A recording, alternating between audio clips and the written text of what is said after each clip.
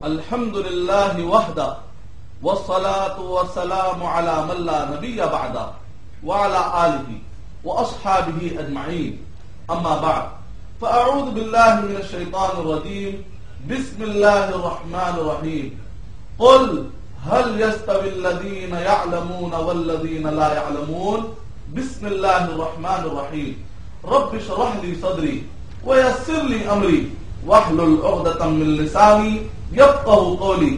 میں جناب مظہر قادری صاحب کا اور میرے سارے ناظرین کا اسلامی طریقے سے استقبال کرتا ہوں۔ السلام علیکم ورحمۃ اللہ وبرکاتہ۔ وعلیکم السلام۔ زمانے میں کسی چیز کی اہمیت سمجھنا ہو تو ایک اصول ہے کہ اسٹینڈرڈ آف ٹائم جو ہوتا ہے اس کے حساب سے اہمیت سمجھی جاتی ہے۔ مثال کے طور پر ایک زمانے میں فلسفی کا کافی رواج تھا، اس وقت پر فلسفی ایک بہت بڑی چیز تھی، لیکن آج کے زمانے میں فلسفی پر اگر کوئی آدمی زیادہ بولے گا ہو سکتا ہے کہ پبلک کی توجہ اس طرف زیادہ نہ جائے، لیکن آج کے زمانے میں سائنس اور ٹیکنالوجی کی اگر کوئی بات کرے گا تو پبلک تیزی سے اس کی طرف راغب ہو جاتی ہے۔ بالکل اسی طریقے سے مذہب کے اندر کئی تعلیمات ہوتی ہیں، لیکن وہ تعلیم جو اسٹینڈرڈ آف ٹائم یا وقت کی نزاکت یا وقت کے مسئلوں کو حل کرے، جس زمانے میں ہم رہتے ہیں اس زمانے کے اگر مسئلے کو حل کرے تو لوگ مذہب کی باتیں سننے کے لیے بھی تیار ہو جاتے ہیں۔ تو آج عالمی لیول پر، انٹرنیشنل لیول پر اور عالمی پیمانے پر آج جو سب سے بڑا مسئلہ ہے وہ ہے دہشت گردی کا مسئلہ۔ تو ایسے وقت پر لوگ جاننا چاہیں گے کہ مذہب کی تعلیم میں آخر وہ کون سے فائدے ہیں کہ جس کی بنیاد پر اس مسئلے کو ہم حل کر سکتے ہیں۔ الحمدللہ ایک بحیثیت مسلمان میں اس بات پر فخر کرتا ہوں کہ قرآن مجید کے اندر نبی اکرم صلی اللہ علیہ وسلم کی تعلیمات کے اندر یعنی اسلام کے اندر بخوبی طور پر امن قائم کرنے کا سارا مادہ موجود ہے۔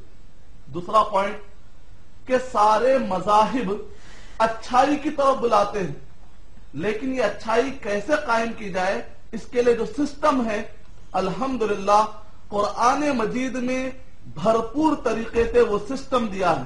تو انشاءاللہ وہ تعلیم کیا ہے، وہ تعلیمات کیا ہیں اور تعلیم کی اہمیت کیا ہے، انشاءاللہ ان سارے مسائل پر آج ہم آپ کے سامنے گفتگو پیش کریں گے۔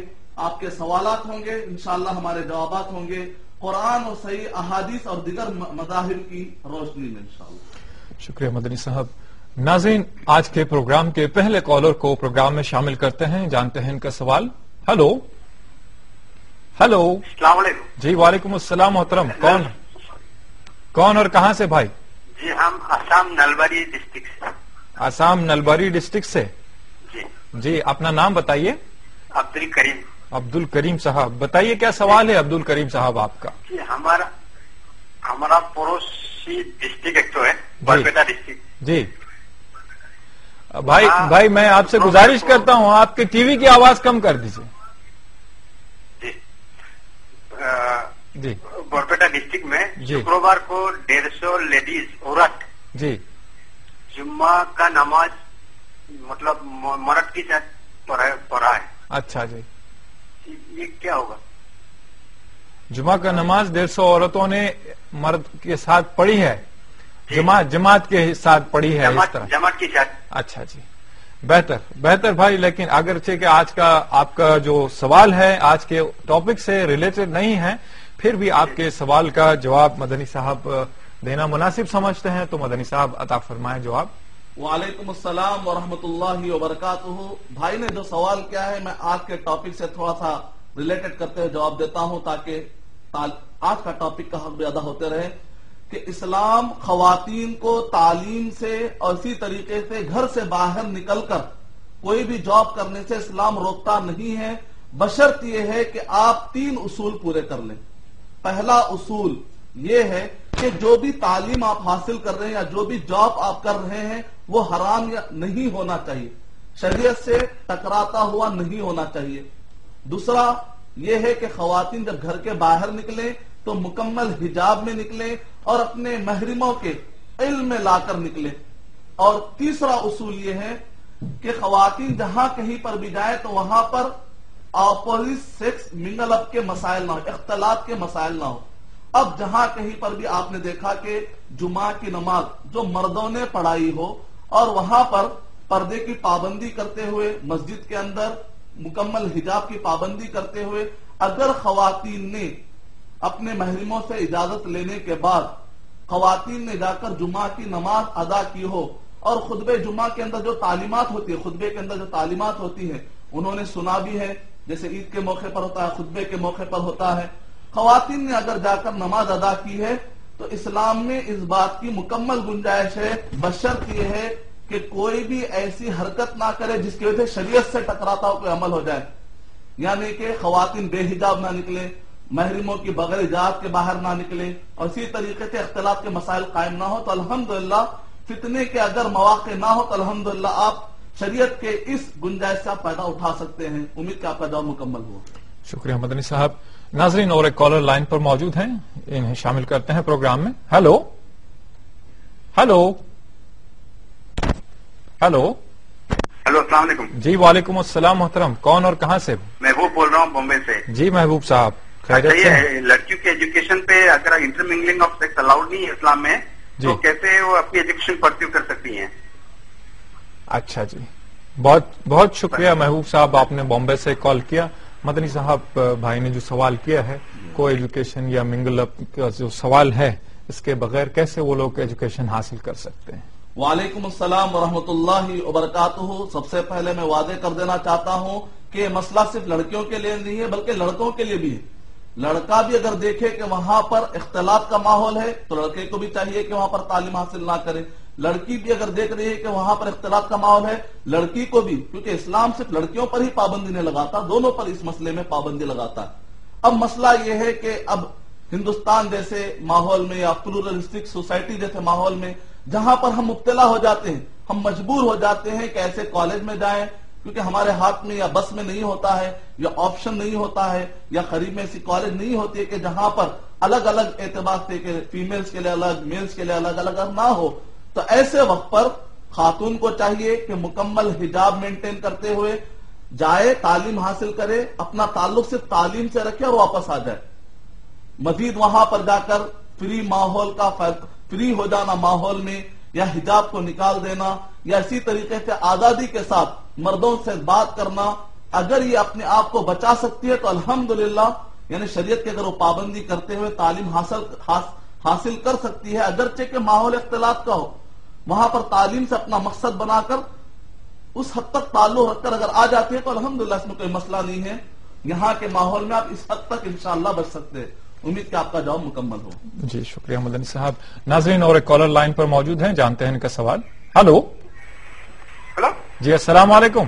السلام. جی محترم, میرا نام محمد ناظم علی ہے. ناظم علی صاحب کہاں سے بول رہے ہیں آپ؟ میں حیدرآباد یاقوت پورے سے. جی جی.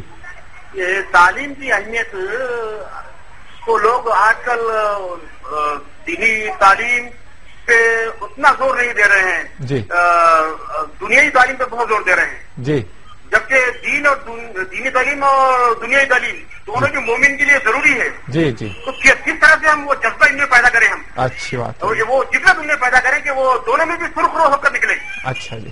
تو اس سلسلے میں تھوڑا سا آپ بہتر بہتر بہتر ناظم علی صاحب, بہت شکریہ, آپ نے حیدرآباد یاقوت پورا سے کال کیا ہمارے لیے. مدنی صاحب اس سوال کا جواب عطا فرمائیں, دونوں تعلیموں سے متعلق آپ وضاحتیں فرما دیں. وعلیکم السلام ورحمۃ اللہ وبرکاتہ. بھائی نے بہت ہی بہترین سوال کیا ہے کہ اگر کوئی شخص دینی تعلیم حاصل کرتا ہے اور دنیاوی تعلیم کو دین کے اندر ہی دنیاوی تعلیم کا حصہ موجود ہے تو دینی دنیاوی فرق کرنا یہ جملہ خود غلط ہے. اسی طریقے سے دینی تعلیم عصری تعلیم, اس کا مطلب کیا نکلا ہوا ہے کہ آپ یہ کہنا چاہتے ہیں کہ دین اسلام میں دنیاوی تعلیم نہیں, تو یہ جملہ ہی غلط ہے. اس کا اصل جو جملہ ہے وہ یہ ہے شرعی تعلیم عصری تعلیم یہ دونوں حصہ ہے دینی تعلیم کا. اسلام میں جو دینی تعلیم کا مطلب ہے اس کے دو حصے ہیں, ایک ہے شرعی تعلیم اور دوسری ہے عصری تعلیم. شرعی تعلیم کا مطلب ہوتا ہے کہ آپ جو مسائل ہوتے ہیں، عبادات کے جو مسائل ہوتے ہیں، نماز، طہارت کے، اس کو کہتے ہیں شرعی تعلیم.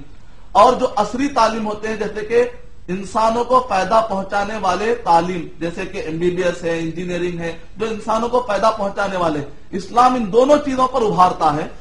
اگر آپ غور کریں گے قرآن مجید کے کل ملا کر 114 سورتیں ہیں، اور ان 114 سورتوں میں 50% سورتیں شرعی علوم سے متعلق. ان کے جو نام ہیں، اگر آپ ٹائٹل جو سوروں کے نام ہیں اس کے میننگ اگر آپ غور کریں گے، 50% سورتوں کے نام کے معنی شرعی تعلیم سے متعلق ہے، اور 50% سورتوں کے نام کے معنی اصلی تعلیم سے متعلق ہے.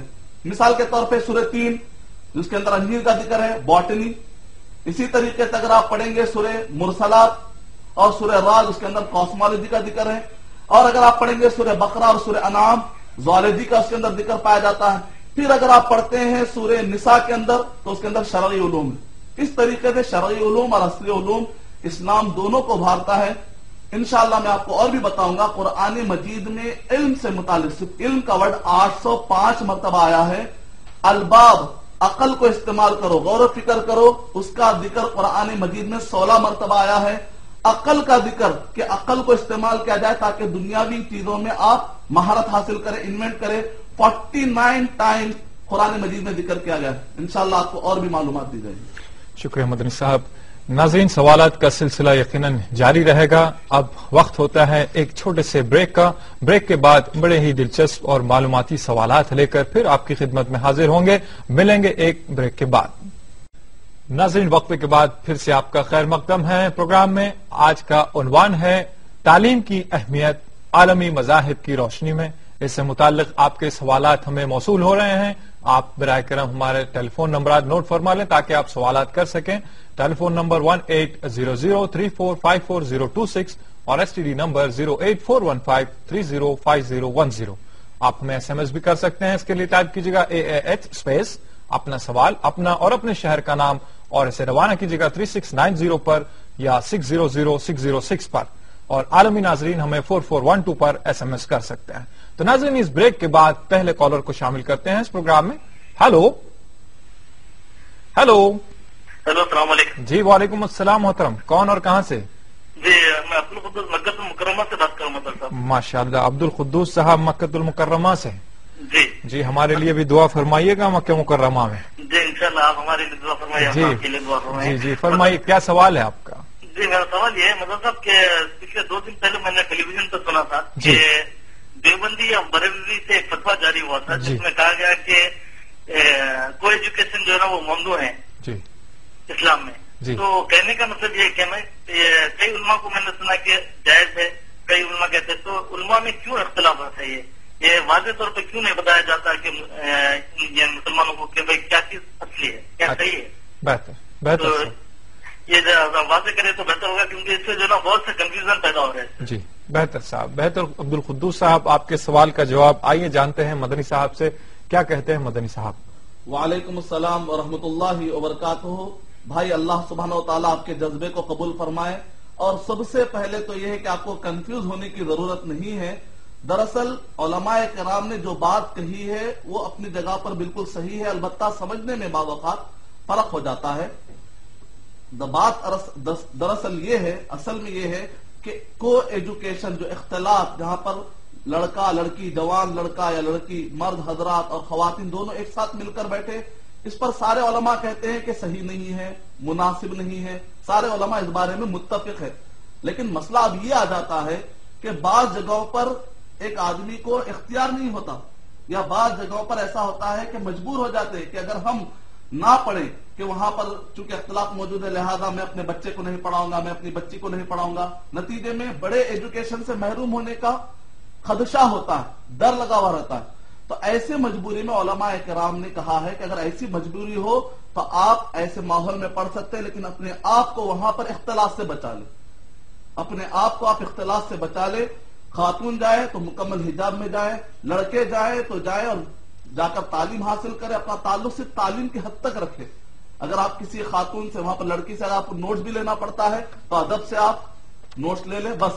لیکن جو فضول کی باتیں ہوتی ہیں، بیکار کی باتیں ہوتی ہیں، اس میں اپنے آپ کو نہ الجھائے تو انشاءاللہ کم سے کم آپ اپنے آپ کو بچا سکتے ہیں۔ تو جب انہوں نے کہا کہ جائز نہیں ہے تو کہا کہ جب اگر آپ کو اختیار موجود ہے تو اختلاط جائز نہیں ہے، کوئی ایجوکیشن جائز نہیں ہے، لیکن اگر آپ کو اختیار نہیں ہے تو ایسے وقت آپ جا سکتے ہیں، لیکن اپنے آپ کو آپ فضول کاموں سے بچائیں۔ یہ ہے مکمل گفتگو جو سارے علماء اکرام نے، چاہے وہ دیوبند کے ہوں، چاہے وہ بریلوی کے ہوں، چاہے وہ کسی بھی جماعت سے تعلق رکھتے ہوں، ان سب کے باتوں کا خلاصہ یہی ہے۔ امید کہ آپ کا جواب مکمل ہو۔ شکریہ مدنی صاحب۔ ناظرین اور ایک کالر لائن پر موجود ہیں، جانتے ہیں ان کا سوال۔ ہلو ہلو، السلام علیکم جی وعلیکم السلام محترم، کون اور کہاں سے؟ میں جبل پور سے بول رہا ہوں جناب، احمد بول رہا ہوں۔ احمد صاحب برائے مہربانی اپنی ٹی وی کی آواز کم کر دیجیے گا، جی ہاں بڑی مہربانی۔ جی ہاں، جی فرمائیے۔ یہ میرا تھوڑا چھوٹا سوال ہے جی جی کہ اسلام میں تعلیم کے لیے بڑا زور دیا گیا ہے، ہاں جی دین کے لیے بھی، دنیاوی تعلیم کے لیے، جی لیکن کیا وجہ ہے کہ آج مسلم ممالک ٹیکنالوجی کے معاملے میں سب سے پیچھے؟ جی، تھوڑا میں جواب چاہوں گا۔ اچھا جی، بہت شکریہ بھائی احمد صاحب، آپ نے جبل پور سے کال کیا۔ آپ کے سوال کا جواب آئیے جانتے ہیں مدنی صاحب کیا کہتے ہیں قرآن اور احادیث۔ وعلیکم السلام ورحمۃ اللہ وبرکاتہ۔ انٹرنیٹ پر موجود ایک بہت ہی وسیع ترین انسائکلوپیڈیا جس کا نام ہے ویکیپیڈیا، اس کے اندر اس ٹاپک سے گفتگو کرتے ہوئے خود یعنی لندن، یو کے، امریکہ کے یعنی کہ بہت ہی ایسے لوگ جو مستشرقین اور بہت سارے انٹلیکچل نے مل کر جو کتاب تیار کی ہے، اس کے اندر انہوں نے لکھا ہے کہ اگر ہم نظر اٹھا کر ڈالتے ہیں تاریخ میں تو 14 صدی یعنی 1400 سال گزر چکے ہیں قرآن مجید نازل ہونے کے بعد، اور ہم دیکھتے ہیں اس ویکیپیڈیا میں لکھا ہوا ہے کہ ہم دیکھتے ہیں کہ جب تک قرآن مجید سے مسلمانوں کا لگاؤ رہا، سمجھ کر پڑھ رہے تھے، تو نتیجہ یہ نکلا کہ آج سے 2 صدی پہلے سے لے کر 1200 سال تک یعنی 12 صدی تک دنیا پر علمی اعتبار سے اگر کوئی قوم چھائی ہوئی تھی تو وہ صرف اور صرف مسلمان تھے۔ ویکیپیڈیا والے یعنی خود اپنی رپورٹ پیش کر رہے اپنی ہسٹوریکل۔ البتہ ان صدیوں میں جو ہم دیکھتے ہیں کہ اس صدی میں اور اس سے پہلے والی صدی میں دیکھتے ہیں کہ مسلمان کا رول زیادہ نظر نہیں آتا، تو اس کی وجہ یہ ہے کہ مسلمان قرآن مجید سے دور ہو چکے۔ یہاں پر بات واضح ہے کہ مسلمان اگر قرآن مجید کو سمجھتے ہوئے قریب آ جائیں گے تو پھر الحمدللہ امن والی ٹیکنالوجی اور امن والی تعلیم دنیا کو پھر مل سکتی ہے۔ ہاں وعلیکم السلام، 1 2 جی محترم، آپ کون اور کہاں سے بول رہے ہیں؟ ہاں کے قاضی بول رہا ہوں۔ جی قاضی صاحب، جی قاضی صاحب بتائیے کیا سوال ہے آپ کا؟ ہاں میرا سوال یہ ہے کہ علم سے زندگی بنتی ہے، جنت بھی جہنم بھی جی جی ہے، کھاتی اپنی فطرت میں تو نوری ہے نہ ناری ہے، اس کی تفصیل سے ذرا بیان کریں گے مدنی صاحب تو ذرا تھوڑا سا ٹھیک رہے گا علم کی روشنی کے اندر۔ اچھا جی، بہتر قاضی صاحب آپ کے سوال کا جواب دیتے ہیں۔ مدنی صاحب بھائی نے ایک سوال کیا ہے، تو علم سے جو یا عمل سے جنت اور جہنم جو زندگی بنتی ہے اس کی وضاحت فرمائیے۔ وعلیکم السلام ورحمۃ اللہ وبرکاتہ۔ ابھی بھائی نے ایک سوال کیا اور اس سے پہلے بہن نے ایک سوال کیا کہ کیا ہم عام لوگ قرآن مجید کا ترجمہ پڑھ سکتے ہیں یا نہیں پڑھ سکتے، یا سمجھ سکتے یا نہیں سمجھ سکتے؟ تو ایسے وقت پر میں بہن عرض کرنا چاہوں گا کہ سارے مسلک کے علماء کرام نے، چاہے وہ تبلیغی جماعت کے علماء کرام ہو، بریلوی جماعت کے علماء کرام ہو، دیوبندی جماعت کے علماء کرام ہو، اہل حدیث کے علماء کرام ہو، یہ سارے علماء کرام نے بڑی ہی محنت کے ساتھ انہوں نے ترجمے کیے، تیلگو میں، انگلش میں، اردو میں۔ وجہ کیا ہے؟ جو علماء ہوں گے وہ تو ڈائریکٹ عربی میں سمجھیں گے، یہ ترجمے کرنے کا مقصد ہی یہی ہے تاکہ عام لوگ تیلگو سمجھنے والے، تمل سمجھنے والے سمجھے۔ اور ظاہر بات ہے آپ تفسیر کرنے مت بیٹھ جائیے، جو عام باتیں ہیں وہ سمجھ لیں۔ مثال کے طور پہ قل هو اللہ احد، کہہ دیجئے کہ اللہ سبحانہ و تعالیٰ اکیلے ہیں، مزید تشریح مت جائیے، الحمدللہ ترجمہ بالکل واضح ہے۔ تو ایسے عام فہم جو باتیں ہیں الحمدللہ آپ اسی طرح اس کے اندر جو قصے ہیں انبیاء اکرام کے، اس سے آپ نصیحتیں حاصل کر سکتے ہیں۔ یہ ہے علماء اکرام نے جو اتنی محنتیں کی ہیں اور ان جماعتوں نے جو محنتیں کی ہیں تاکہ عام انسانوں کو قرآن مجید سے قریب کیا جائے۔ بھائی نے جو سوال کیا ہے قرآن مجید کی کوئی آیت یا حدیث کی تشریح کرے تو اس پر زیادہ مجھے خوشی ہوتی ہے، لیکن جو اشعار ہوتے ہیں الحمدللہ قرآن مجید اور احادیث طیبہ کا خلاصہ ہوتے ہیں۔ خاص طور سے علامہ اقبال رحمۃ اللہ علیہ کے شعر کو کافی توجہ دی جاتی ہے، ان کے اکثر اشعار کو، عمل سے بنتی ہے جنت بھی جہنم بھی، یہ خاکی اپنی فطرت میں نہ نوری ہے نہ ناری ہے. یعنی کہ اس کے اندر ایک فہم پیش کیا جا رہا ہے کہ آدمی یعنی کہ عمل کوئی پارشل نہیں ہوتا، یعنی آدمی کو بتایا جا رہا ہے کہ آدمی کے اختیار میں ہے کہ وہ جہنم میں جانا چاہتا ہے وہ جنت میں جانا چاہتا ہے. اس کو چاہیے کہ اپنے عمل کو اچھا کر لے تاکہ وہ جنت میں جانے کی فکر کرے. کیونکہ عام طور پہ نظریہ پایا جاتا بعض لوگوں کے پاس کہ ہم مجبور ہیں، ہم جو عمل کر رہے ہیں یہ مجبوری میں آ کر رہے ہیں. تو اس میں بتایا جا رہا ہے ایسی بات ہے، آپ کو اختیار ہے کہ آپ نوری بنتے ہیں یا ناری بنتے ہیں، آپ کو اختیار دیا جا رہا ہے. ایک کانسیپٹ دیا جا رہا ہے، اس کے الفاظ کے معنی میں مت جائے، اس کا مکمل ترجمانی یا اس کا عام فہم مطلب یہی ہے. امید کہ آپ کا جواب مکمل ہو. شکریہ مدنی صاحب. ناظرین اور ایک کالر لائن پہ موجود ہیں، انہیں پروگرام میں شامل کرتے ہیں. ہلو جی، السلام علیکم. وعلیکم السلام ورحمۃ اللہ وبرکاتہ. جی محترم. ہلو جی کون اور کہاں سے بول رہے ہیں آپ؟ جی اپنا نام اور اپنے شہر کا نام بتائیے. میں شمس الہدا، شمس الہدا صاحبہ. جی دنتیواڑا ڈسٹرکٹ چھتیس گڑھ سے بول رہی جی، پہلے بھی آپ ہمارے پروگرام میں شامل ہو چکے ہیں. جی جی بتائیے کیا سوال ہے آپ کا؟ جی میرا یہ سوال ہے کہ قرآن شریف میں جی کچھ ایسا تعلیم بھی ہے جس سے جادو ہوتا، کسی کے اوپر جادو کرتے ہیں نا، جی تو کیا تعلیم کے ذریعے ایسا جادو کرتے ہیں تو کیا ان کے اوپر ہوتا ہے، حق ہوتا ہے؟ اچھا جی، فرق ہوتا ہے یعنی جادو زائل ہوتا ہے، یہ بولنا چاہ رہے ہیں آپ؟ جی جادو کا اثر ختم. اور ایسا کرتے ہیں جو لوگ تعلیم کے ذریعے کسی پر جادو کرنا، تو یہ کیا سب ٹھیک ہے؟ جادو کرنا ٹھیک ہے کیا ہاں. پوچھتے ہیں آپ؟ اچھا وہی اچھا بہتر، بہت شکریہ آپ نے سوال کیا. مدنی صاحب بہن نے جو سوال کیا ہے اس کا خلاصہ فرما دیں. مجھے یہ بات واضح نہیں ہوئی کہ جو جادو کرتے ہیں یا کرنا قرآن سے جائز ہے یا نہیں، کیا ہوا جادو کو زائل کیا جا سکتا ہے، وہ دونوں طرف سے بتا دیں آپ. وعلیکم السلام ورحمۃ اللہ وبرکاتہ. قرآن مجید میں ڈیٹیل آپ کو سارے علوم کے بارے میں آپ کو تفصیلات، جیسے ٹیکسٹ بک ہوتی ہے عناوین کے ساتھ، آپ کو لیسنز کے ساتھ، ایسا تو آپ کو نہیں ملے گا.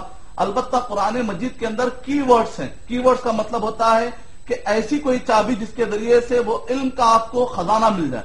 تو ایسے الحمدللہ قرآن مجید کی 6666 آیتیں لگ بھگ، اس کے اندر تقریباً کی ورڈز ہے جس کے اندر دنیا کے سارے علوم سما گئے الحمدللہ. اور جہاں تک بہن نے سوال کیا ہے کہ جادو کے بارے میں، قرآن مجید سورہ بقرہ سورہ نمبر 2 آیت نمبر 102 اور 103 کے اندر کہا گیا ہے کہ جادو کا سیکھنا کفر ہے، حرام ہے، اور جادو کا سکھانا بھی حرام ہے. کسی بھائی کے خلاف جادو کا استعمال کر کے تکلیف دینا بھی حرام ہے، اور اسی طرح جادو کا توڑ خود جادو سے کرنا بھی حرام ہے. البتہ قرآن مجید یہ آپ کو اجازت دیتا ہے اس بات کی، سورہ بنی اسرائیل سورہ 17 کے آیت نمبر 82 کے مطابق وَنُنَزِّلُ مِنَ الْقُرْآنِ مَا هُوَ شِفَاءٌ وَرَحْمَةٌ لِلْمُؤْمِنِينَ کہ قرآن مجید کو ہم نے شفا بنا کر نازل کیا ہے. تو اس قرآن مجید کے پڑھنے سے اگر کسی پر جادو ہو چکا ہو، نظر بد کا اثر ہو چکا ہو، جن کے اثرات آ چکے ہوں، تو ایسے وقت پر یہ قرآن مجید کی آیتیں پڑھنے سے اس کے جادو کے اثرات ختم ہو جاتے ہیں. یہ بات صحیح ہے، حق ہے. امید کہ آپ کا جواب مکمل ہو. شکریہ مدنی صاحب. ناظرین ایک مختصر سے وقفے کی جانب چلتے ہیں، اس امید کے ساتھ کہ ہم لوٹ رہے ہیں اور آپ کہیں نہیں جائیں گے. ملیں گے ناظرین وقفے کے بعد. پھر سے آپ کا خیر مقدم ہے پروگرام آپ اور ہم میں، اور آج کا عنوان ہے تعلیم کی اہمیت عالمی مذاہب کی روشنی میں. اس بریک کے بعد پہلے کالر کو شامل کرتے ہیں پروگرام میں. ہلو جی، السلام علیکم. السلام علیکم. جی وعلیکم السلام محترم. کون اور کہاں سے؟ فاروق پڑھو جالنا. جی فاروق صاحب کیسے ہیں آپ؟ خیر و عافیت؟ کرم ہے اللہ کا. الحمدللہ. مجھے سوال کرنا تھا آپ صاحب سے. ہاں تو کیجئے نا سوال. یہ ہم جو تعلیم حاصل کرتے، جو ڈاکٹر بنتے، جی انجینئر بن جاتے، جو جی جب ہم اس میں ایک حافظ بناتے، جی جو نماز کے لیے حافظ، مفتی صاحب نے ایسا فتویٰ دیے تھے کہ حافظ کو نذرانہ دینے والا بھی گنے گا اور لینے والا بھی گنے گا. جی لیکن حافظ صاحب تو یہ نہیں بولتے کہ مجھے اتنا نذرانہ چاہیے یا کچھ چاہیے. وہ نہیں بولتے ہیں. نہیں. اچھا. اگر ہم اپنی خوشی سے دینا چاہیں جی جی تو یہ جیسا ہم دے سکتے یا نہیں دے سکتے. اچھا جی بہتر. بہت شکریہ فاروق صاحب، آپ نے جالنا سے کال کیا. مدنی صاحب نذرانہ دینا یا تحفتاً دینا، ہدیہ دینا یا تنخواہ دینا، جو بھی بہرحال ہے، اس کے لیے کیا کہتے ہیں؟ اور انہوں نے وضاحت نہیں فرمائی ڈاکٹر اور انجینئر بن جاتے ہیں اس کے لیے، اس کے آگے کچھ نہیں کہا انہوں نے. تو کیا بیک گراؤنڈ ہو سکتا ہے سوال کا، آپ سمجھتے ہوئے اس کو تھوڑا سا جواب بتا فرمائیں۔ وعلیکم السلام ورحمۃ اللہ وبرکاتہ۔ بھائی کے سوال سے جو کچھ بھی ہمیں سمجھ میں آیا ہے، ایسا لگتا ہے کہ شاید بھائی ڈاکٹر اور انجینئر سے خفا لگتے ہیں۔ خفا ہونے کی ضرورت نہیں ہے، کوئی بھی تعلیم اپنی جگہ پر بری نہیں ہوتی۔ ہر تعلیم جو بھی مفید ہو وہ انسان کے لیے فائدہ مند ہی رہے گی۔ جو بھی صحیح تعلیم ہوتی ہے ہمیشہ فائدہ مند ہوتی ہے، لیکن اس کا استعمال کرنے والا آدمی غلط ہو جاتا ہے تو تعلیم کو برا بھلا نہیں کہنا چاہیے۔ واللہ عالم آپ کے سوال کا مطلب کیا تھا۔ جہاں تک یہ ہے کہ حافظ صاحب کو جو نذرانے دیے جاتے ہیں تو وہاں پر فتویٰ دیا کسی نے کہ ایسا نہیں دینا چاہیے۔ اگر اس میں یہ بات ہے کہ آپ جو کمیٹی یا مسجد کی طرف سے حافظ صاحب کو مقرر کیا گیا ہے اور وہاں پر انہوں نے یہ اصول بنایا ہے کہ اگر آپ نذرانہ دیتے ہیں تو ہمارے علم میں لائے بغیر اگر آپ دیتے ہیں تو گویا کہ ڈسپلن آپ فالو نہیں کر رہے۔ اس لحاظ سے دیکھا جائے تو اس کو بہرحال حرام کے حد تک تو نہیں، لیکن ڈسپلن چونکہ آپ فالو نہیں کر رہے ہیں، اسلامی اعتبار سے کہا گیا ہے سورہ مائدہ نمبر 5 کے آیت نمبر 1 کے مطابق یا ایھا الذین آمنوا اوفوا بالعقود، ڈسپلن کو فالو کرو، ایگریمنٹس کو پورا کرو۔ اگر یہ ہے کہ کمیٹی کے اعتبار سے ان کے علم میں لائے بغیر نذرانے دی جا رہے، کمیٹی اس کو پسند نہیں کر رہی ہے تو کمیٹی کو حق پہنچتا ہے کہ ایسا کوئی ایکشن لے اور ڈسپلنری اصول مینٹین کرے۔ لیکن اگر کوئی جنرل یہ بات کہتا ہے کہ قرآن مجید پڑھائیں اور اس کے بنیاد پر پیسہ لینا حرام ہے تو یہ بات صحیح نہیں ہے، کیونکہ نبی اکرم صلی اللہ علیہ وسلم نے فرمایا دنیا کی سب سے زیادہ حلال کمائی اگر کوئی ہے تو وہ یہ ہے کہ آپ قرآن مجید کی تعلیم سکھاؤ اور اس کے بدلے میں اگر آپ اجرت لیتے ہیں، سامنے والا تکلیف بھی نہیں ہوتی، اس حد تک آپ اجرت لیتے ہیں تو دنیا کی سب سے اچھی اور حلال کمائی ہے، کیونکہ آپ نتیجے میں تعلیم دے رہے ہیں اور پیسہ لے رہے ہیں۔ لیکن اس کے لیے ہمارے استاد نے بڑی بہترین نصیحت کی تھی، وہ یہ ہے کہ کوشش یہ کرو کہ آپ فری میں تعلیم پہنچاؤ تاکہ لوگ پیسوں کے بہانے کہیں تعلیم سے دور نہ ہو جائیں۔ اور دوسری بات یہ ہے کہ اگر آپ پیسہ لیتے بھی ہیں تو زیادہ سے زیادہ تعلیم پہنچانے کی فکر کرو، نہ کہ جیب کاٹنے کی، نہ پیسہ لینے کی۔ یقیناً ضرورت کے وقت پر ایک آدمی معاش کے طور پہ اپنے پیسے لے سکتا ہے، لیکن پوری بنیاد یا دار و مدار پیسے کو نہ بنائے۔ اصل ہمارا مقصد ہونا چاہیے تعلیم پہنچائے۔ جو آپ وقت دے رہے ہیں، جو پیسہ اگر کیوں لے رہے ہیں، ہم پیسہ اس وجہ سے لے رہے ہیں، جو آپ وقت دے رہے ہیں آدھا گھنٹہ 1 گھنٹہ، اس کے بدلے میں آپ پیسہ لے رہے ہیں، کیونکہ قرآن مجید ایک ایسی تعلیم ہے اس کی دنیا میں اس کا کوئی مول ہے ہی نہیں، اس کی کوئی قیمت ہی نہیں، کوئی کیا قیمت دے سکتا ہے۔ دنیا کا سارا سونا اور پیٹرول بھی لا کر دے دے تو قرآن مجید کی تعلیم کا حق ادا نہیں کر سکتا۔ جو علماء کرام بھی مدرسوں میں پیسہ لے رہے ہیں، دراصل اس کی وجہ ہے کہ جو ٹائم دے رہے ہیں اس کی بنیاد پر لے رہے ہیں۔ امید کہ آپ کا جواب مکمل ہو۔ شکریہ مدنی صاحب۔ ناظرین ایک کالر لائن پر موجود ہیں، جانتے ہیں ان کا سوال۔ ہلو جی ہلو، جی السلام علیکم۔ وعلیکم السلام جی محترم، کون اور کہاں سے؟ ہم ریحان احمد سلطانپور یوپی سے بول رہے ہیں۔ ریحان احمد صاحب، جی جی فرمائیے کیا سوال ہے آپ کا؟ جی ہمارا مدنی صاحب سے ایک سوال تھا۔ جی جی یہ مولانا یہ کہہ رہے ہیں کہ ہر بات میں کہ یہ ہر مسلک کے ماننے والے یہ یقین کرتے ہیں۔ ہم یہ جاننا چاہتے ہیں مولانا سے کہ ہم مسلک میں کیوں بٹیں کہ ہم کس مسلک کو مانیں؟ جی جی کس مسلک کو مانے؟ جی مسلک، اب ہر مسلک والے کہتے ہیں کہ ہماری مسلک والے جنتی ہوں گے۔ جی جی جی بہتر ریحان صاحب، ظاہر سی بات ہے، مطلب آپ بہتر جو مسلک ہے وہ جنت میں جائے گی نہیں۔ بہتر بہت بہتر جی آپ نے سوال کیا۔ ریحان صاحب آئیے آپ کے سوال سے متعلق جانتے ہیں کیا کہتے ہیں مدنی صاحب، کس مسلک کی پیروی کی جائے یا مسلک کا کیا مسئلہ ہے یہ بتائیں مدنی صاحب۔ وعلیکم السلام ورحمۃ اللہ وبرکاتہ۔ بھائی نے سب سے پہلے تو یہ کہا کہ ہم یہ کہتے ہیں کہ سارے مسلکوں کو فالو کرے۔ آج تک کے اتنے ایپیسوڈ میں ایسا کہیں پر بھی جملہ آپ نہیں پائیں گے، اور اسی طریقے سے یہ کہنا کہ سارے مسلکوں کی پیروی کرنے کی، یعنی کہ سب مسلک صحیح ہے، سب باتیں صحیح ہیں، ایسا جملہ ہم کہہ رہے ہیں، اس پر کبھی ٹاپک ہی نہیں آیا۔ اس بارے میں ریکارڈڈ ہے، آپ دیکھ بھی سکتے ہیں۔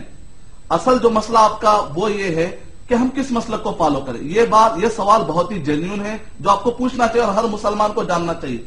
سب سے بہترین مسلک وہی ہے جو نبی اکرم صلی اللہ علیہ وسلم اور صحابہ کرام کا مسلک تھا، اور نبی اکرم صلی اللہ علیہ وسلم نے سارے مسلمانوں کو اسی مسلک کی طرف آپ نے بلایا۔ اگر آپ پڑھیں گے ترمذی شریف کی روایت اور حدیث نمبر ہے 771 یا 171، دونوں میں آپ نمبر میں سے ایک مل جائے گا آپ کو۔ ترمذی شریف کی روایت ستفترق امتی علی 73 فرقۃ، ان قریب میری امت 73 فرقوں میں بٹ جائے گی، 73 فرقے ہو جائیں گے، کلہم فی النار، وہ پورے کے پورے جہنم میں جائیں گے، ہمیشہ جہنم میں نہیں، وقتیہ طور پہ جہنم میں جائیں گے، اس کی اصل تشریح وہی ہے، کلہم فی النار الا واحدۃ، لیکن ایک 73 میں سے ایک ہوگا کہ وہ جنت میں جائے گا، یعنی ڈائریکٹ جنت میں جائے گا، بغیر جہنم میں گئے ڈائریکٹ جنت میں چلا جائے گا۔ صحابہ اکرام نے پوچھا قالوا من ہم یا رسول اللہ، انہوں نے پوچھا کہ وہ کون ہوں گے اے اللہ کے رسول صلی اللہ علیہ وسلم؟ تو نبی اکرم صلی اللہ علیہ وسلم نے فرمایا من کان بمثل ما انا علیہ اليوم واصحابی، کہ آج کے دن میں اور میرے صحابہ اکرام جس راستے پر ہوں اس راستے پر قیامت تک آنے والا مسلمان جو بھی اس راستے پر چلے گا وہ جنتی ہو جائے گا۔ تو نبی اکرم صلی اللہ علیہ وسلم اس مسلک کی طرف بلا رہے ہیں کہ نبی اکرم صلی اللہ علیہ وسلم اور صحابہ اکرام جس راستے پر تھے اس راستے کی طرف بلایا جا رہا ہے۔ قرآن مجید نے بھی اسی مسلک کی طرف آپ کو دعوت دی ہے، اہدنا الصراط المستقیم، سیدھے راستے پر چلا۔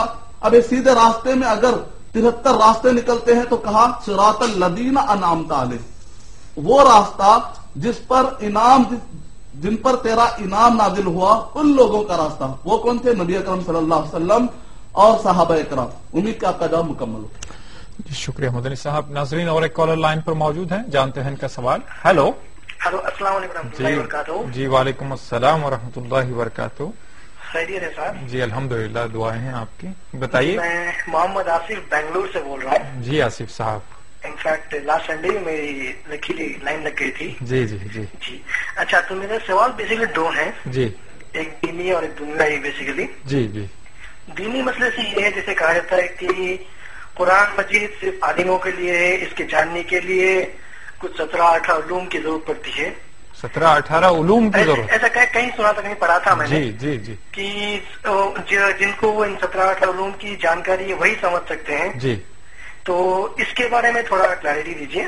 جی جی اور دوسرا دنیاوی مسئلے سے یہ ہے جی کہ ہم ایسے ایجوکیشن جیسے کہ مطلب جیسے ہندوستان کے مسئلے سے لیجیے جی کہ جیسے بینکنگ انشورنس وغیرہ کے کورسز ہیں جی جس کو ہم کریں گے تو بعد میں ہم کو نوکری وغیرہ مطلب انہی جگہوں میں ملے گی، جی جی جس کا مطلب جہاں سے انکم وغیرہ شاید حرام ہے، جی تو اس کے بارے میں تھوڑا کلیئرٹی دیجیے۔ بہتر جی جی جی ناظرین اور ایک کالر کو شامل کرتے ہیں پروگرام میں۔ ہلو ہلو ہلو غالباً جی السلام علیکم۔ ہیلو ہلو ہلو جی فرمائیے۔ ہاں السلام علیکم۔ السلام علیکم۔ وعلیکم السلام۔ ایک جی سوال آپ سے پوچھنا چاہتے ہیں۔ جی محترم، کون اور کہاں سے بول رہے ہیں؟ السلام علیکم، وسیم بول رہے ہیں بہرائچ سے۔ جی جی ہم وسیم خان بول رہے ہیں بہرائچ سے بھیا۔ وسیم خان بہرائچ سے۔ جی جی۔ وسیم صاحب بتائیے کیا سوال ہے آپ کا؟ سوال ہمارا یہ ہے کہ جی۔ جو اسلام نے ہمارے تعلیم کے لیے بتایا ہے کہ ہم کو ہر طرح کی تعلیم لینی چاہیے، جی کسی بھی لینگویج میں ہم کو نہیں بننا چاہیے، تو جی۔ یہ جو ہمارے مدرسے چلتے ہیں جی اس میں کیول اسلامی تعلیم کی ایک حد سے کیول قرآن مجید کی ہی تعلیم دی جاتی ہے، جیسے کہ کہتے ہیں اسلامی یا پھر دنیاوی، جو بتایا ہمارے مولانا صاحب نے۔ جی جی جی تو دنیاوی تعلیم کے لیے ہم کو ایک الگ آنا پڑتا ہے، یا پھر ہندی میڈیم یا پھر انگلش میڈیم میں، جی جی یا پھر اگر اس سے اوپر اٹھنا چاہیے AMU یا پھر ندوہ میں۔ جی جی تو یہ تعلیم ہمارے مدرسے میں تو نہیں مل سکتی ہے جو کہ ہم لوگ لیتے ہیں، جی کیونکہ مدرسے سے پڑھنے کے بعد اکثر بچے باہر نکلتے ہیں، یا پھر جو ہے مولوی بنتے ہیں، یا پھر یہ حافظ بنتے ہیں، یا پھر ڈاکٹر یا انجینئر، اس ٹائپ میں جو اچھے پوسٹ پہ یا اچھے عہدے پہ نکلتے ہیں۔ جی جی یہ ہمارا سوال ہے کہ کہاں تک یہ چیز صحیح ہے، کہاں تک ہمیں یہ کرنا چاہیے۔ بہتر صاحب، بہتر وسیم صاحب، بہت شکریہ آپ نے کال کیا ہمیں بہرائچ سے۔ مدنی صاحب دونوں سوالات ہمارے پاس موجود ہیں، اور تیسرا سوال ایک لیپ ٹاپ پہ ہمارے یہاں ہے۔ منیر شریف صاحب پٹنہ سے لکھتے ہیں، حدیث رسول کی روشنی میں علم کی اہمیت واضح فرمائیے۔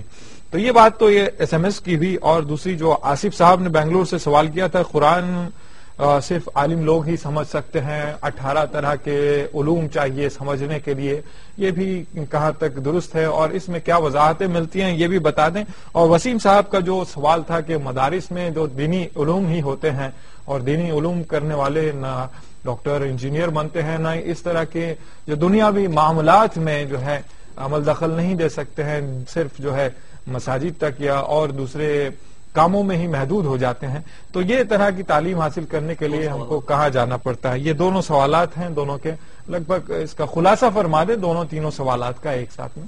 وعلیکم السلام ورحمۃ اللہ وبرکاتہ. کافی سوالات جمع ہو چکے ہیں. مجھے خوشی کی بات ہے کہ آپ تعلیم حاصل کرنے کے لیے آپ اور ہم کے اس پلیٹ فارم کو آپ استعمال کر رہے ہیں. الحمدللہ، اللہ سبحانہ وتعالیٰ اس کو قبول فرمائے. پہلا آپ نے جو سوال کیا ہے وہ یہ ہے کہ قرآن مجید کو، میں نے کہیں پڑھا ہے کہ قرآن مجید کو سمجھنے کے لیے 18 علوم کی ضرورت ہوتی ہے. یہ جملہ صحیح ہے لیکن آپ کو سمجھنے میں غلط فہمی ہوئی ہے. علامہ شاہ ولی اللہ رحمۃ اللہ علیہ نے اصول التفسیر کے اندر، علامہ امام سیوطی رحمۃ اللہ علیہ نے الاتقان کے اندر 55 علوم کا یا 63 علوم کا جو ذکر کیا الاتقان فی علوم القرآن کے اندر، کہ 14 یا 16 یا 18 علوم کا جو ذکر کیا وہ تفسیر کے لیے.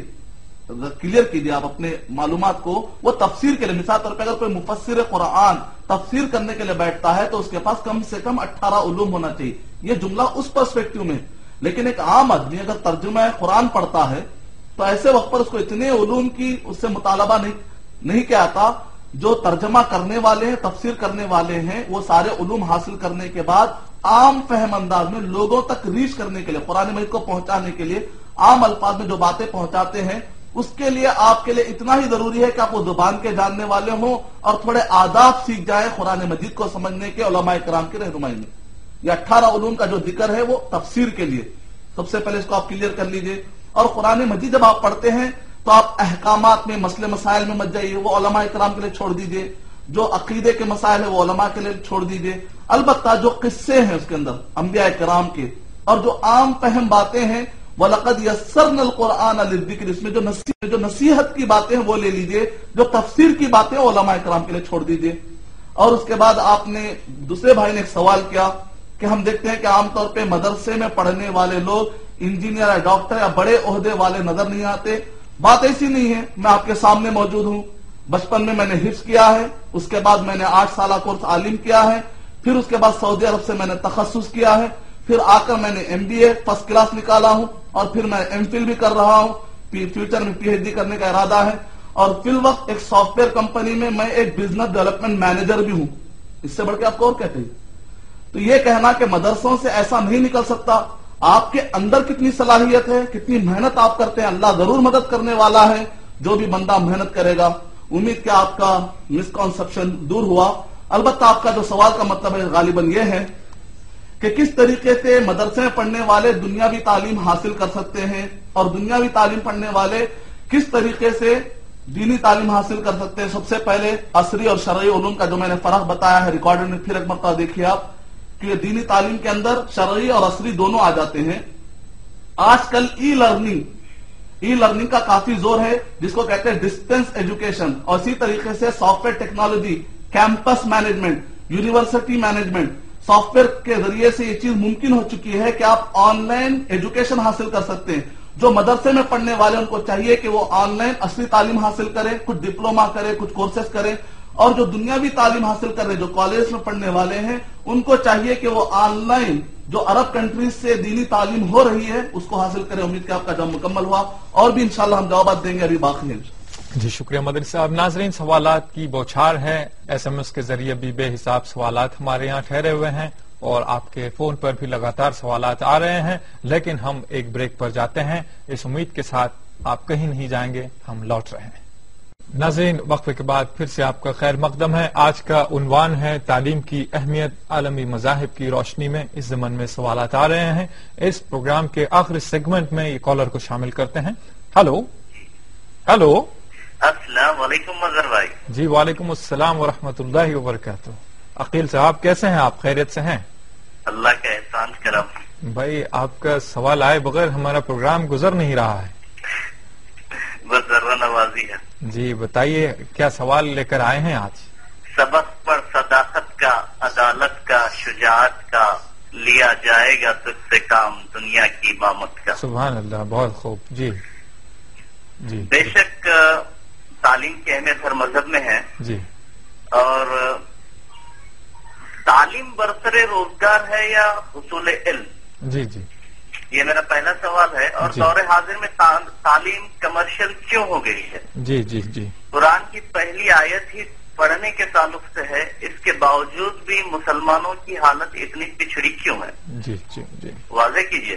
بہتر صاحب، بہت شکریہ عقیل صاحب، آپ نے سوال کیا، آپ نے جو شعر کسا ہے وہ صرف سراسر جواب ہی جواب ہے، اگر کوئی سمجھ جاتا ہے تو کسی سوال کی ضرورت ہی نہیں سمجھتا ہوں میں۔ مدنی صاحب، بھائی نے دو سوالات کیے ہیں، جو تعلیم روزگار کے لیے حصول کی جائے یا پھر برائے علم تعلیم کا حاصل کرنا ضروری ہے، اور دیگر کہ یہ جب قرآن پہلی وہی حکم دیتی ہے قرآن میں تعلیم سے متعلق ہی ہے، تو پھر ہم اتنا پیچھے کیوں ہیں؟ وعلیکم السلام ورحمۃ اللہ وبرکاتہ۔ گزشتہ جو سوالات ابھی باقی تھے، 2 سوال باقی تھے اور ابھی بھائی کا اور ایک سوال آ گیا ہے۔ پہلا سوال یہ تھا کہ جو ای کامرس یا بی کام یا سی اے کرنے والے یا ایم کام کرنے والے جو حضرات ہیں، اگر یہ ذریعے معاش ڈھونڈتے ہیں تو عام طور پر ایسی جگہوں پر جانا پڑتا ہے جہاں پر سودی کاروبار ہوتے ہیں، جو جنرلی سود کو اسلام نے کافی حرام قرار دیا ہے۔ سورہ بقرہ سورہ نمبر 2 آیت نمبر 275 سے لے کر 281 تک کہ تم اللہ اور اس کے رسول صلی اللہ علیہ وسلم کے خلاف جنگ کرنے کے لیے تیار ہو جاؤ اگر تم سود کھانا چاہتے ہو، اور 1 درہم اگر سود کا اپنے پیٹ میں ڈالتے ہو 33 مرتبہ زنا کرنے کا گناہ لکھا جائے گا۔ تو جو احادیث ہے اس کی روشنی میں ہم کیا کریں؟ تو ایسے وقت پر جو لوگ بھی یہ کورس کر رہے ہیں ان کی ذمہ داری ہے کہ اپنا ذریعہ معاش یہ نہ بنائیں، تو اس شرط پر یہ تعلیم بھی حاصل کر سکتے ہیں۔ اور ان کو چاہیے کہ سائیڈ میں بہت سارے آج کل انفارمیشن ٹیکنالوجی کا اور سافٹ ویئر کے بھرمار نے تعلیم کو کافی اونچائی پر پہنچا دیا اور بہت ہی آسان بنا دیا ہے۔ بہت سارے آپ ٹیکنیکل کورس کر سکتے ہیں، بہت سارے سائیڈ میں ڈپلوما کر سکتے ہیں، اور جو آپ نے کامرس کی تعلیم حاصل کی ہے آپ کوشش یہ کیجئے کہ دنیا کو اسلامی اکانومی، خاص طور سے عمر چاپرا نے بہت کافی بہترین انداز میں انہوں نے اسلامی اکانومی پر کتابیں لکھی ہیں، آپ کو چاہیے کہ آپ بھی اسلامی اکانومی دنیا کو دے تاکہ لوگ جو غریب ہیں ان کو غربت سے باہر نکالنے کا موقع ملے، اور جو امیر ترین لوگ ہیں ان کے مال کو بھی ایک صحیح رخ ملے، آپ دے سکتے ہیں۔ جہاں تک دوسرا سوال ہے وہ یہ ہے کہ حدیث رسول صلی اللہ علیہ وسلم کی روشنی میں تعلیم کی اہمیت کو بتلایا جائے۔ خود اس بات کے لیے کہ حدیث رسول میں نبی اکرم صلی اللہ علیہ وسلم کی اگر آپ سیرت کا مطالعہ کریں گے تو نبی اکرم صلی اللہ علیہ وسلم نے 110 سے زیادہ جو غیر مسلم ڈیلیگیشن آتے تھے نبی اکرم صلی اللہ علیہ وسلم مسجد نبوی میں مسجد میں ان کو بٹھاتے تھے، ان کے کھانے پینے کا انتظام کرتے تھے اور ان کو تعلیم دیتے تھے۔ اس سے تعلیم کی اہمیت ثابت ہوتی ہے۔ اور نبی اکرم صلی اللہ علیہ وسلم نے یہ بھی فرمایا، من خرج یلتمس علما سہل اللہ طریقا الی الجنہ، جو علم حاصل کرتے اپنے گھر سے نکلتا ہے تو اللہ سبحانہ وتعالی جنت کا راستہ اس کو آسان کر دیتے ہیں، یہاں تک کہ اس کے لیے چونٹیاں تک دعائیں کرتی ہیں، مچھلیاں پانی میں دعا کرتی ہے۔ یہاں تک دوسرا سوال ہوا۔ تیسرا جو بھائی نے سوال کیا ہے کہ تعلیم کیا ذریعہ معاش ہے یا اس کا اصل مقصد یہ ہے کہ دنیا کو فائدہ پہنچایا جائے اور اپنے آپ کو فائدہ پہنچایا جائے؟ اب اپنی جگہ پر بالکل صحیح ہے کہ تعلیم کا مقصد یہ ہوتا ہے کہ اپنے آپ کو اور ساری دنیا کو آپ دنیا میں بھی فائدہ پہنچائیں اور اپنے آپ کو آخرت میں جہنم سے بچائیں۔ جہاں تک یہ ہے کہ قرآن مجید کی پہلی تعلیم اقرا، تعلیم کے ہونے کے باوجود بھی مسلمان پیچھے کیوں ہو گئے ہیں؟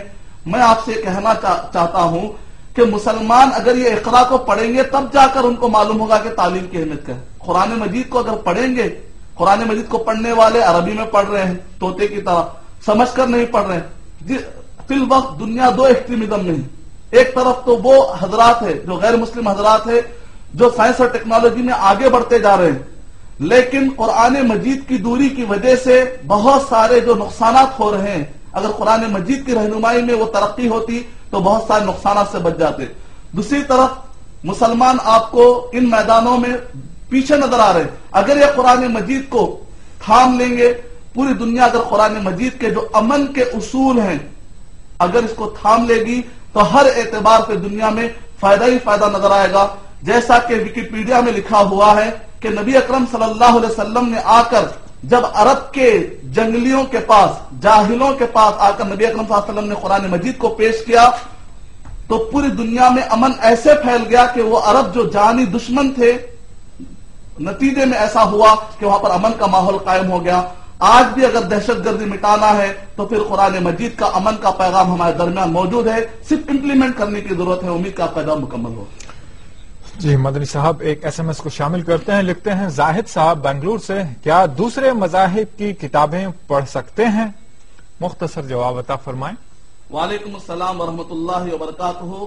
مسلمان ہونے کے ناطے ایک مسلمان کے لیے صرف قرآن اور صحیح احادیث یہ ہماری شریعت ہے. اگر آپ اپنا شرعی مسئلہ حل کرنا چاہتے ہیں، اپنی دنیا اور آخرت کی رہنمائی، ایک مسلمان کے لیے شریعت صرف قرآن اور صحیح احادیث ہے. اس کو ویسے سمجھیں گے جیسا کہ نبی اکرم صلی اللہ علیہ وسلم اور صحابہ اکرام نے سمجھا ہے. اللہ سبحانہ و تعالیٰ نے سورہ آل عمران سورہ نمبر 3 آیت نمبر 31، سورہ آل عمران سورہ نمبر 3 آیت نمبر 32، سورہ آل عمران سورہ نمبر 3 آیت نمبر 132، سورہ نساء سورہ نمبر 4 کے آیت نمبر 59 کے اندر، اور اسی طرح سورہ نور سورہ نمبر 24 کے آیت نمبر 52 اور 54 کے اندر اللہ سبحانہ و تعالیٰ واطیعوا اللہ واطیعوا الرسول کہ اللہ اور اس کے رسول صلی اللہ علیہ وسلم کی اطاعت کیجیے. جہاں تک دیگر مذاہب کی باتیں یا سائنس یا عقل کی یا ٹیکنالوجی کی باتیں پیش کی جاتی ہیں، یہ غیر مسلم حضرات کو سمجھانے کے لیے کہ جو باتیں آپ کے پاس ہیں ان کو سمجھنے میں مدد ملنے کے لیے کہ دیکھو آپ کی کتابوں کے اندر بھی محمد صلی اللہ علیہ وسلم کا ذکر ہے، کتابوں کے اندر بھی اللہ صلی اللہ علیہ وسلم کے بارے میں صفتیں موجود ہیں، یہ بتانے کے لیے کوٹ کے آتا ہے. امید کہ آپ کا جواب مکمل ہو.